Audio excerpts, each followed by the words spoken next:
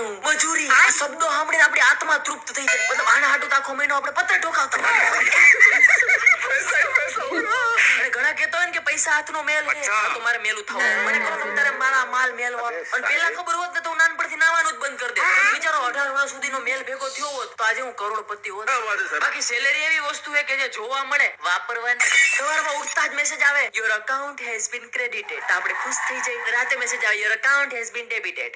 મતલબ મારા બેંક અકાઉન્ટમાં 2 જ એન્ટ્રી પડી આખા મહિનામાં. એક પૈસા આવવાની, એક પૈસા કાઢવાની. બેંક વાળા મને એમ કે ભાઈ કાંઈક તો નાખ, અંદર માખીઓ મળે છે. પૈસા મોવા જ જોઈએ. પગાર આવ્યા પેલા તો ઘરમાં બિલ આવી જાય. ઘરનું ભાડું, લાઈટ બિલ, વેરા બિલ, દૂધનું બિલ, મેન્ટેનન્સનું બિલ, મોબાઈલનું બિલ. બિલ ભરતા ભરતા આપણા મમરા ભરાઈ જાય.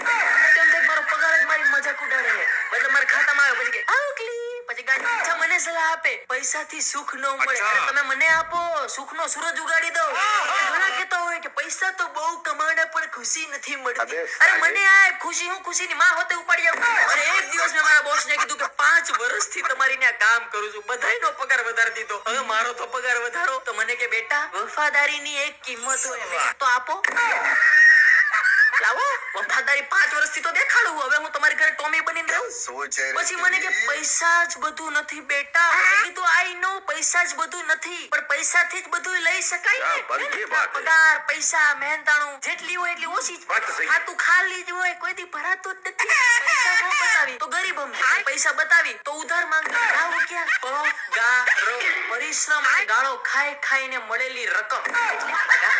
એક દિવસ મારા પપ્પા કે આપણે ઇન્કમ ટેક્સ ભરવો પડશે. પપ્પા ઇન્કમ ટેક્સ ભરવા માટે ઇન્કમ તો હોવી જોઈએ ને પેલા. અને નો ભરી તો શું થાય? તો કે એ લોકો રેડ મારશે ને ઘરમાંથી કેશ ગોતશે. મેં કીધું તો હારું આપણે હોતે ગોતશે. ઘરમાં ક્યાં કેશ છે આપણને નથી ખબર, તાન ક્યાંથી મળી જવા. હું મારા પપ્પાને કહું કે મારા શૂઝ લેવા છે, શર્ટ લેવા છે. એટલે પપ્પા કહે બટ્ટા મને તારો પર વિશ્વાસ છે, એક દિવસ તું ખુદ કમાઈને લઈશ. મેં કીધું લઈશ પણ અત્યારે લેવાઈ જાય છે મારી સેલેરી. એક તો મારો બાટલો ફાટેલો તો એમાં શેર બજાર વાળા ફોન કરે, સર તમે શેર બજારમાં ઇન્વેસ્ટ કરો. મેં કીધું હું ઇન્વેસ્ટ કરું? 3 જોડી ચડ્ડી ગંજી વૈધાસ કરું?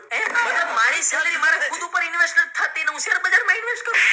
હું તો મારા કોલેજના પ્રિન્સિપલ ને ગોતું. એને મને કીધું તું બેટા તારામાં આવડો જ છે, આવડો હોય એની પાસે પૈસા સરનામું પૂછતા આવે. 5 વર્ષ ત્યાં કોલેજ પૈતા એના, હજી સુધી પૈસા રસ્તામાં જોવા નથી મળ્યા. મને લાગે એનું સરનામું થઈ ગયું.